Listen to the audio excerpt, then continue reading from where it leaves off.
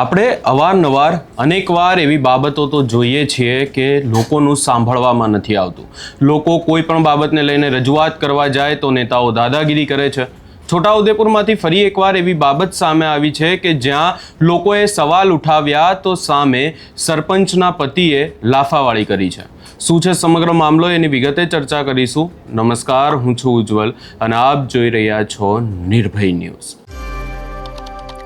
દરેક વ્યક્તિને હક છે, એનો અધિકાર છે કે એ સવાલ કરી શકે છે એ નેતાને કે જેમને તેઓ ચૂંટીને લાવ્યા હોય.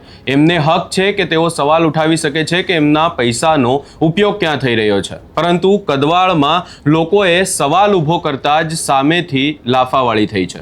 શું છે સમગ્ર મામલો એની જો વિગતે ચર્ચા કરવા જઈએ તો છોટાઉદેપુર જિલ્લાના કદવાળ જૂથ ગ્રામ પંચાયતની ગ્રામ સભામાં રસ્તાના કામો અને અન્ય વિકાસ કાર્યોના હિસાબ માંગવા મુદ્દે ગ્રામજનો અને સરપંચ પતિ વચ્ચે ઉગ્ર બોલાચાલી થઈ છે અને ત્યારબાદ છૂટા હાથથી મારામારી પણ સામે આવી છે. સૌપ્રથમ આ સમગ્ર બાબતે જે દ્રશ્યો સામે આવ્યા છે એના ઉપર પણ એકવાર નજર કરી લઈએ.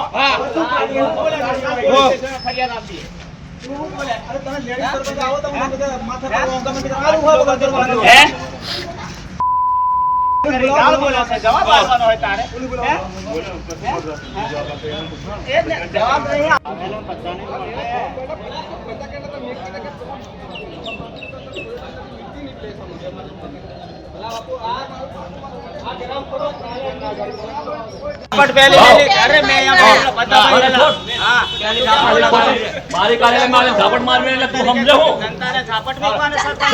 જનતાની તાકાત છે.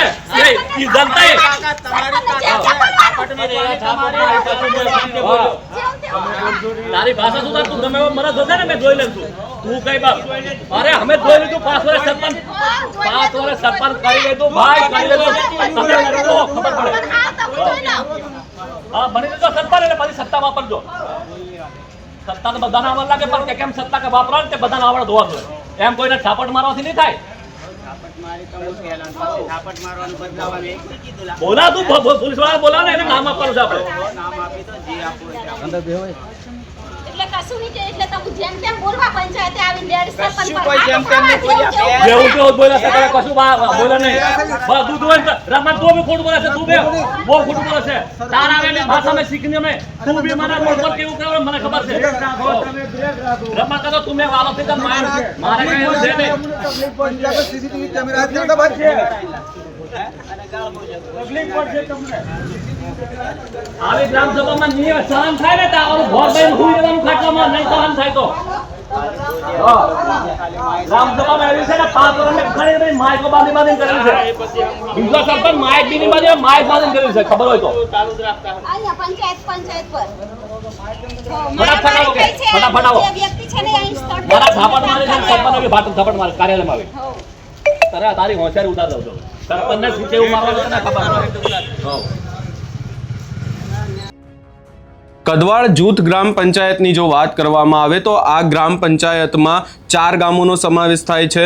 કદવાળ, ભાભર, ઝરી અને કાળીકોઈ. હવે અહીંયા જો વાત કરવામાં આવે તો આવાસની મંજૂરી માટે ગ્રામ સભા યોજાઈ હતી ને ગ્રામ સભા પૂર્ણ થયા બાદ ભાભર ગામના લોકોએ રસ્તાના એસ્ટિમેટ કોપી આપવા સરપંચને રજૂઆત કરી, જે ન મળતા મામલો બિચક્યો હતો. લોકોએ હિસાબ માંગ્યો અને સરપંચ પતિએ હિસાબ ન આપતા લોકોએ ફરી એકવાર એમને ક્યાંક ને ક્યાંક વાત કરી કે એમને આ વસ્તુની જરૂર છે, તમે પૈસા ક્યાં વાપર્યા છે અમને બતાવો. પરંતુ સરપંચ દ્વારા કોઈ પણ પ્રકારે જવાબ જવાબ ન આપવામાં આવ્યો. સરપંચ ત્યાં હાજર હતા છતાં સરપંચ પતિ જવાબ આપતા જોવા મળ્યા. અને એનાથી પણ વધારે આ જ્યારે આખી બાબતને લઈને ઉગ્ર બોલાચાલી થઈ ત્યારે મારામારીના પણ દ્રશ્યો સામે આવ્યા.